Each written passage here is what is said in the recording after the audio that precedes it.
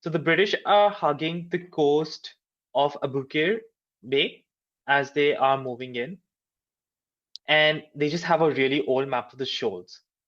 But what Nelson has done has formed all of his ships into a column, and they're going to go just skirting around the shoals to avoid running aground, but not expose themselves more than necessary to enemy fire.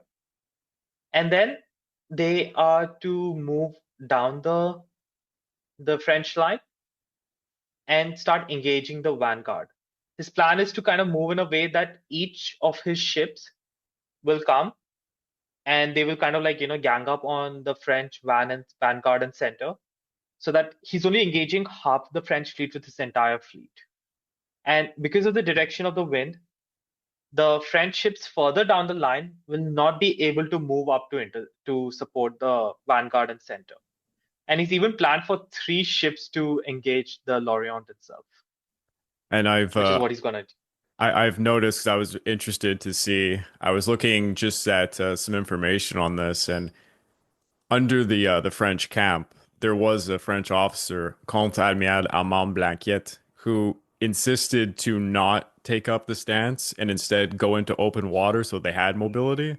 But apparently, the Mhm. rest of the captains under Brueys just agreed with him that anchoring the line of battle inside the bay would present like the strongest tactic for confronting Nelson. But as you're mentioning, like it's quite obvious the tactic that Nelson would take. Yes, just don't fully show all of your ships to the entire line of the French. Just divide and conquer, take some side hit. Yeah, it makes perfect Exactly. sense, and they control all the mobility, so it's in True, Nelson's but at hands. the same time, Brueys, I can't totally fault him also for going to sea, because the seamanship qualities of the Royal Navy is far superior to the French. It's not even a contest. It's not like, say, how you have the Grande Armée Yeah. fighting, like, say, the revamped armies of Europe.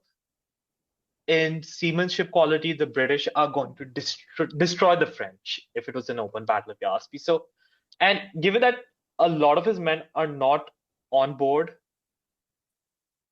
I think, given that situation, I think he probably had no other choice but to take this set of action, because it would take a lot of hours for him to get the men on board, prepare for sailing, and you're already losing the initiative to Nelson. So Hmm. Yeah. I think if you really look at it like that, so yeah. So by 4 o'clock on the 1st of August, Nelson's fleet has arrived.